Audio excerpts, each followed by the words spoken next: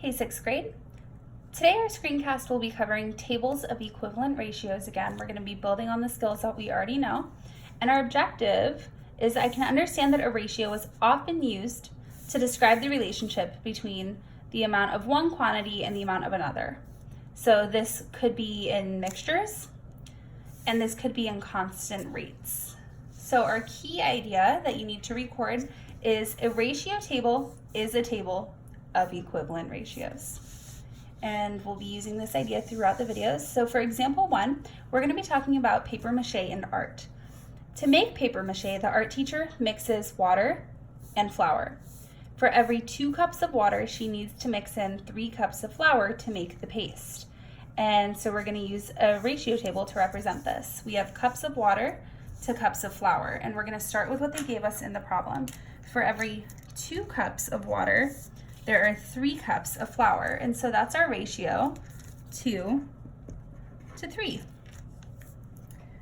Now, if I wanted to know how much water and flour I would need for a bigger batch of paper mache, I could double this. So 2 times 2 is 4, 3 times 2 is 6, and 4 to 6 is equivalent to our original ratio, 2 to 3.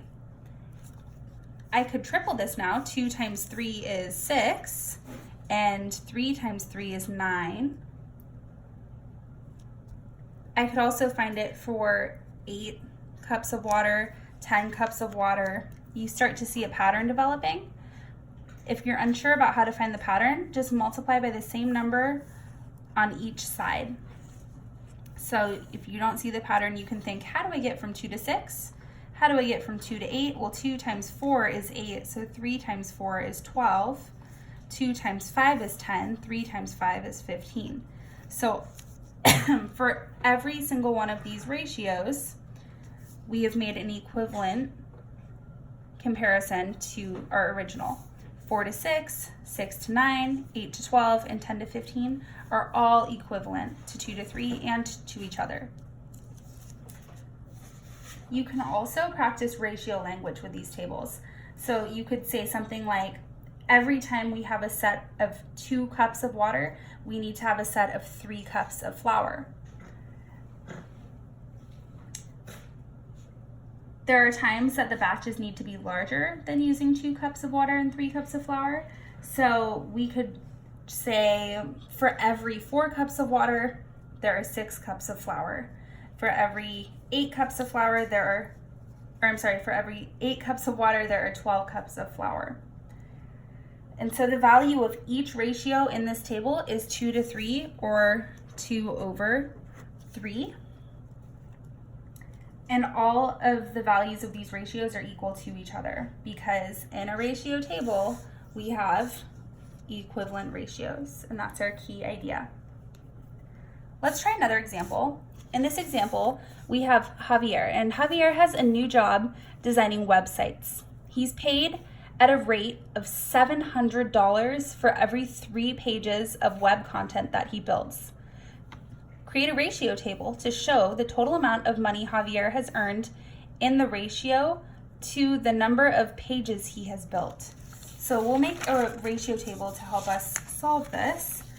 And we have the total number of pages that he's built, and he builds 3 at a time. So for every 3, he makes $700. So the second row in our table is the total money that he's earned.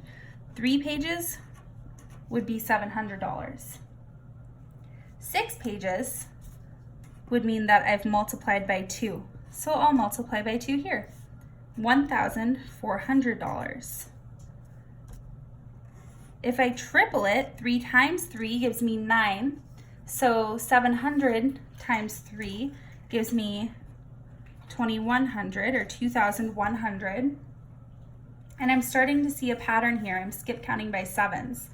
So I have 2,800, 3,500, and I'm just using my knowledge of skip counting to help me with this. But if I wasn't sure of these math facts here in skip counting, I would just continue the pattern of now I'm doing 3 times 4, 3 times 5, and then this number times 4, this number times 5 to fill in the bottom. So now I know if he makes 18 web pages, he's earning $4,200. If he makes 15 web pages, he makes $3,500. I can use this ratio table now to help me answer some questions.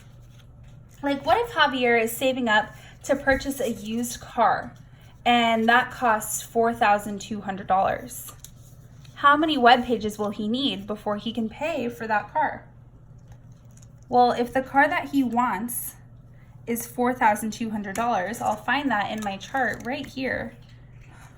And if he wants that much money, he's going to need to build 18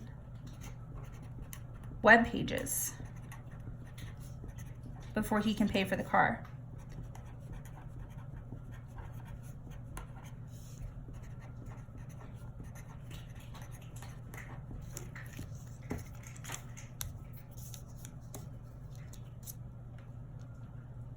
Is there an equivalent ratio to 700 to 3? Yeah, all of these that we made. So an equivalent ratio to 700 to 3 would be 1400 to 6, 2100 to 9, and so on and so on and so on. But what if I wanted to make it smaller? Because all of these increase, right? They all get bigger. If I wanted to make it smaller, would I still have whole numbers?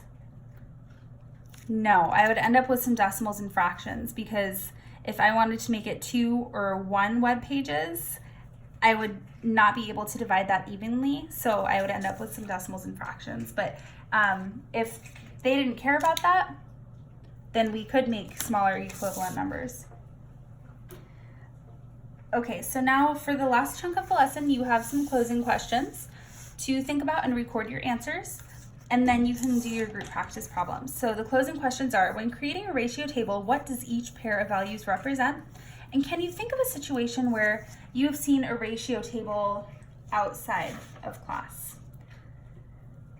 So here are some sample answers that you can add on to your notes. Here, each pair of values represents a ratio that is equivalent to all other ratios in the table and that describes the ratio relationship of two quantities. Okay, and then I can think of a situation where I've seen a ratio table, and it's gonna sound kind of silly, but if you've ever made pancakes before, on the side of the box, there's always a ratio table for ingredients for pancakes. So how many cups of the pancake mix you would need and how many cups of water. So for my example, I'm thinking like the side or the back of a pancake mix box. But maybe you have other examples you can share with your teammates. And then your group practice problems are actually typed out for you again today, so you'll be working on these pages here. Thanks so much.